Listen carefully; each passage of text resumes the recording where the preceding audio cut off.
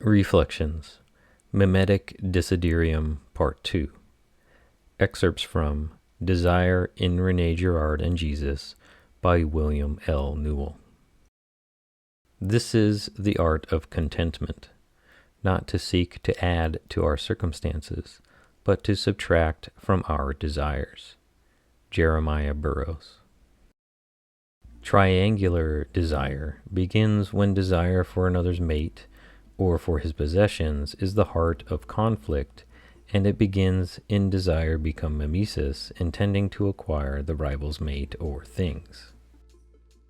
In 1961, Rene Girard published Deceit, Desire, and the Novel, a work in which he began to deal with the power of great novelists to intuit what eludes philosophers, social scientists, and theologians: the nature of human desire, corrupted by its disordered inclination towards lust as it applies to the domination of others sexually or through the acquisition of another's possessions. He begins with triangular desire in Cervantes's masterpiece Don Quixote. The Don opens the novel. I want you to know, Sancho, that the famous Amadis of Gaul was one of the most perfect knight-errants. I should say the only, the first, the unique, the master and lord of all those who existed in the world. Amadis was the pole, the star, the sun for brave and amorous knights, and we others who fight under the banner of love and chivalry should imitate him. Thus, my friend Sancho, I reckon that whoever imitates him best will come closest to perfect chivalry. Here, Girard reveals his own intuition of desire. He calls it mimetic desire, which is the surrender of one's power to choose the objects of one's desire. One surrenders power to another, meaning that in doing so, one no longer chooses the objects of one's desire. One chooses instead what the model has chosen and follows it. Girard calls the model the mediator of desire. One who devoted himself to a life of chivalry imitated a model, in this case, Amadis. It is analogous to the imitation of Christ. What Amadis or Christ would do, the subject would do. One imitates the model of one's desire. In normal literature, desire is spontaneous. There is a straight line between the subject desiring and the object of his desire. In Don Quixote, however, there is a straight line, but it isn't essential. The mediator is present above the line joining subject with his object. Thus, the metaphor for this relationship is spatial. What we see here is a triangle. If the object of the subject's desire changes, the triangular relationship never changes. For Quixote, Amadis is always there running his acolyte's desire. The barber's basin becomes a helmet, and puppets replace the windmill, but Amadis is there, always. He is the pull on Quixote's desire, fashioning him. The triangle isn't real. Only the intersubjective relationships are real. The triangle is a systematic metaphor, and it is followed systematically by the subject. It points to the mystery of human relations. It is transparent, revealing what is happening, but it is also opaque, masking any full meaning of it at all. The triangle is a family of models, none of which is mechanical, as are Levi Strauss's structures. The triangle is chiaroscuro. It illuminates, chiaro, at the same time as it hides, obscuro, what's going on in the relationships. Structural thinking unhesitantly assumes that human reality is intelligible, that it has a logic, and it will even degrade it, pouring it into a logic so things can be systematized and humanity will be revealed. But for Girard, this cookie-cutter thinking can't grasp humanity since we are a subjectivity, not an objectivity. Human reality has no handles on it by which one can grasp it and say, I've got it. It can't be gotten fully anyway. To be human is to be a mystery. We always transcend ourselves. That is why we grow. We are perfectible, transcendent, seen, chiaro, and yet unseen, obscuro. We can never raise our subjectivity fully to view to nail it. Never. Hence, systems and their operators, those who work the levers of logic, are always dealing with the unsystematic, the irrational, the chaotic, even as they are making sense of things. The thing, us, eludes them, but art can get one there. This is the reason why Genesis begins with myth, the algebra of the heart and mind, and offers us great insights into reality, ours and that of the cosmos. And here Girard perceives the same thing, that the art of great writers intuits, and in very concrete terms, the system which imprisons not only all of us, but here precisely those who throw the levers of the logical and structural systems. Art gets at metaphysical reality first, hardest and with full impact, while the best philosophy and its logical and epistemological methods can do is offer us brushstrokes on and off reality. Aristotle knew that when he said that the mind can only gain a moderate view of reality at best, Plato knew it and employed philosophy and spiritual asceticism to forge a mystical intuitive view of reality, the forms. But if art does it, and it does it best with mimesis employed by the great writers, Plato is wrong. His terror of miming, and thus stealing God's words, would throw us into the tragedies the best Greek writers depicted. Sophocles had no comedic end for us, but only a tragedy. Not so with the biblical view which Girard espouses. The great writers are seers, and their work is continued by literary criticism, since all writing is about previous writing. Literary criticism is systematic. It has to be, since otherwise we fall into the skeptic's trough, where it can never be real knowledge. Criticism doesn't thrive on cleverness, however, but on catching the symbol, the essence of a great literary work, rather than the sign of it, which later glances off its reality, thus trivializing it. Karl Rahner's essay, Das Symbol, articulates Girard's thesis admirably and fully by offering the ontology of the symbol. Catching the symbol, which is what great writers do, articulates the human situation. It is lightning in a bottle, men and women in words. Don Quixote is a paradigm of the victimization of the subject caught in a triangular desire of his own making. So is Sancho, who was inoculated with triangular desire by Don Quixote's ideas and the force of his personality. Hovering over both is the mediator, the model to be imitated. Spatially, this metaphor of human desire is an isosceles triangle. The effects of the triangle are the same in both Don Quixote and Sancho Panza. From the moment the mediator's influence is felt, the sense of reality is lost and judgment paralyzed. In shifting one's ability to desire on one's own to another, what happens in triangular desire is that the subject desires, according to another, for example, what the mediator desires, the subject desires. Hence, the subject desires the object because the mediator possesses it himself. Even though the mediator in Don Quixote, Amadis, is imaginary, the mediation or shift in will to another's desire and will is not so. In present-day society, such desires can be found in individuals addicted to social media and mainstream news, as well as ideologies of the scientistic, transhumanist, LGBTQ, and woke.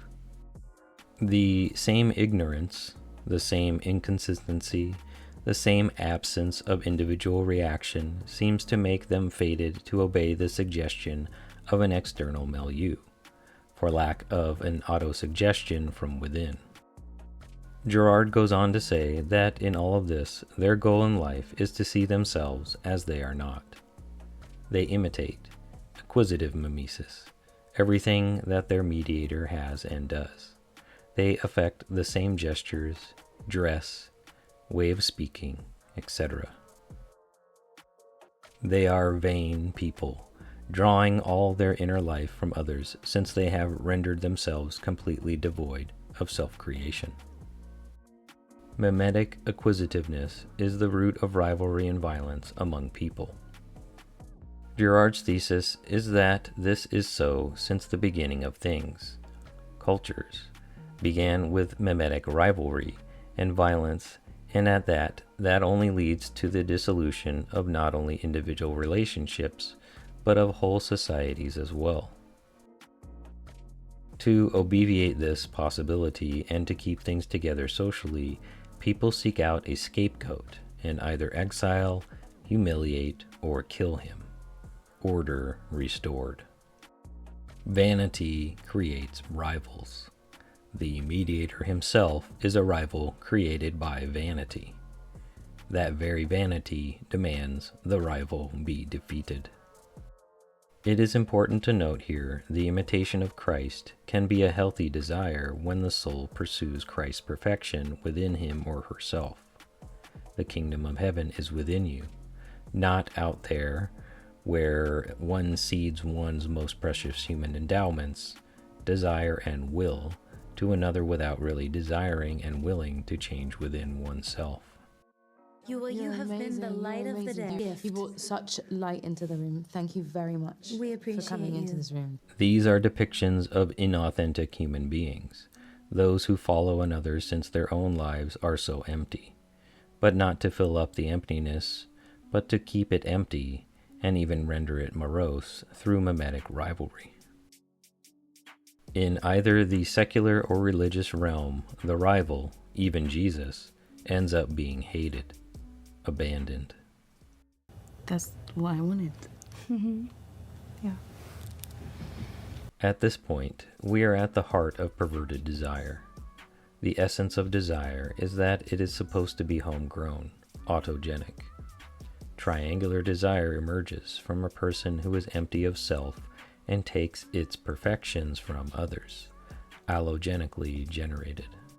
He and desire, the origin of humanity, are rooted in the object of desire. Having been thwarted, he now sees the mediator as an insolent rival. This is mimetic rivalry, the nub of conflict between individuals and war between nations. But the victim is also fascinated by his rival. There is always fascination in jealousy. Girard asks whether these people are fated to be jealous or whether they have a jealous temperament, an envious nature. He answers his own query. What exactly then does such a temperament or nature imply if not an irresistible impulse to desire what others desire? In other words, to imitate the desire of others. There is a pattern here, a persistence in error. Such people are the wrecking ball of their own personality. Envy can only arise if the obstacle the other poses by dint of his perfections or the goods he possesses exists just because he has them.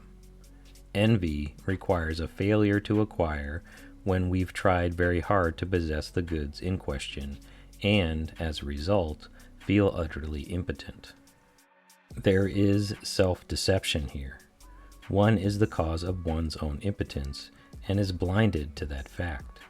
One is paralyzed because the virus of envy is a contagion. If one would explain envy, Girard would have the starting point of our explanation be the rival or mediator. He is the alpha and omega, the point of view and the conclusion of our search. Envy is the very fact of the other seen in possession and that we want it, and it happens when we fail to get it. He should not have it. I should, and he's unworthy of it. Insolent, arrogant. When he honored him, he answered our piety not with a blessing, but with a curse. He is a demigod, and he is also half devil. Give him good, and he gives evil back. The subject feels victimized by an injustice, or then he wonders if it's not a just punishment after all. Girard tells us that rivalry aggravates mediation, heightening the mediator's prestige and forging ever stronger bonds with him, since one feels one has a right to possess the desired object. Now it is out. One admits one's desire openly. I want it. It should be mine, and I have the right to it. More and more, the victim sinks into impotence exponentially. The heart of the mediator's prestige lies in the fact that he has it and wants to have it. In the view of the subject, there is nothing else but the desired and mediated object. He is the medium for the object and the cause of the desire in the subject. In all of this, it must be remembered that the subject has surrendered his sovereignty. He is empty, and desire and fealty are transferred to the mediator. Life is over there and not in here, but resentment, envy, jealousy, and hatred are in here, and he caused it, not me. The devil made me do it. All of us compare ourselves to others, whether Christ, a military hero, a sports figure, or to someone down the street who stands out. But Girard's insight is key here. Only the great artists attribute to the mediator the position usurped by the object. Only they reverse the commonly accepted hierarchy of desire. One desires them, and not what we commonly think an object. Jesus wanted nothing. His desire was for the other, for the wonder or awe he saw in them. In this, he mastered the aesthetics of redemption, flashes of which are seen in great art, the creators of which caught the other in his or its goodness. It is what Girard sees in the great artists. They gave themselves to beauty, the good fleshed out in the sacrament of their works. Stendhal's The Memoirs of a Tourist rehearses the catalogue of modern emotions, envy, jealousy, and universal hatred, what he calls the fruits of universal vanity, emptiness within. He triangulates these emotions and asserts that they were the obsessed need, the engine of the 19th century. Nietzsche follows Stendhal and acknowledged his debt to him for resentment, which the former said was all he found in the hearts of Christians. Slave mentality, he called it, wanting only to destroy what the master, mediator, possessed. Resentment is wretchedness, a soul gone awry, willing to be a not-self in the not-self of others. It is Augustine's insight that should we not build up a grammar of desires for things that last, the accursive rhythms he called them, we are fated to be empty and crash because we will not know which way to turn, in due time, which is a failure of prudence. Internal mediation triumphs in a universe where the differences between men are gradually erased. This may seem like a commonplace, but it has captured the essence of both individuals and societies in the relations where to be human is to be created by relationships to oneself and others. Girard adds that it is the great novelists who disclose that the essence of desire is imitative, mimesis. It terrified Plato, since he thought that we and everything else on earth barely existed, that we were shadows on the cave's wall, and that only the ideas were real. But they were God's words, not ours, and to imitate them was to steal God's words and merit Prometheus's punishment for being the quintessential liberal good guy, to steal the fire of the gods and give it away. Plato and the ancients knew that the gods hated us at our best. Sophocles knew that too with his tragic view of reality. But Girard retrieves the tradition of Christian humanism in knowing that mimesis is the heart of man and woman, that we create first by imitation, and then we sail out on our own.